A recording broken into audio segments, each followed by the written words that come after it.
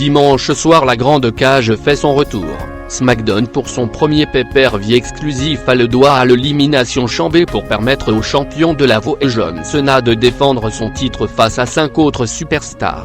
Au programme aussi 3 matchs féminins dont celui pour le titre de championne de SmackDown et un match entre 2 anciens camarades de la Wyatt Family. Mojo Rawley affrontait Kurokin dans le kick-off du pay-per-view. Comme c'était le thème de la soirée, on est parti éliminer quelque chose là où vous savez pendant ce match. Paraît que Mojo Rawley a gagné. Becky Lynch tient sa vengeance pour le premier match du pay-per-view, c'est Becky Lynch qui affronte Mickie James dans son premier PPV de SmackDown depuis son retour. Becky Lynch remporte le match sur un roll-up contre un autre roll-up de Mickie James. La fin fait un peu match bâclé mais heureusement le reste est plaisant à voir. Kalisto et Apollo Crews affrontent Dolph Ziggler dans un match handicap à 2 contre 1. Mais Ziggler est malin, il attaque Kalisto avant le match pendant son entrée, mettant hors d'action le luchador. Le match n'est plus qu'un 1 contre 1 entre Crews et Ziggler. Ce dernier va dominer Crews pendant une bonne partie du match, mais Kalisto va revenir ensuite pour lui venir en aide et permettre la victoire de son équipe. Après le match, comme pour les précédents matchs, Dolph Ziggler va attaquer ses 2 adversaires.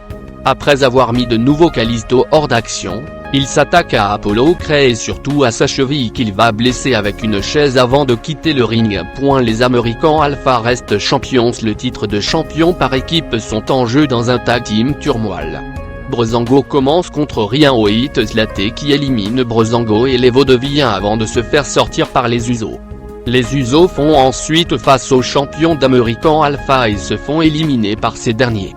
Pas de chance, les Usos n'ont pas digéré la défaite et attaquent les champions avant de les laisser aux mains de Ascension. Mais cela ne suffira pas, les American Alpha parviennent à reprendre leurs esprits et éliminent Ascension pour remporter le match et conserver leur titre. Nikki Bella affronte Natalya dans le match suivant. Le match se termine malheureusement en double décompte à l'extérieur. Après le match, Natalya attaque Nikki Bella mais celle-ci reprend le dessus et se débarrasse de la catcheuse canadienne. On notera surtout que Nikki Bella porte mieux les STF que Cena et fait de meilleurs splits que Roman Reigns et Goldberg réunis. Randy Orton affronte ensuite Luke Harper. Randy Orton remporte le match sur un RKO out of nowhere après plusieurs near-fall, notamment après 2 super kicks impressionnants de Luke Harper. En coulisses, Natalya et Nikki Bella se battaient. Renverse du maquillage sur Maryse. Drame.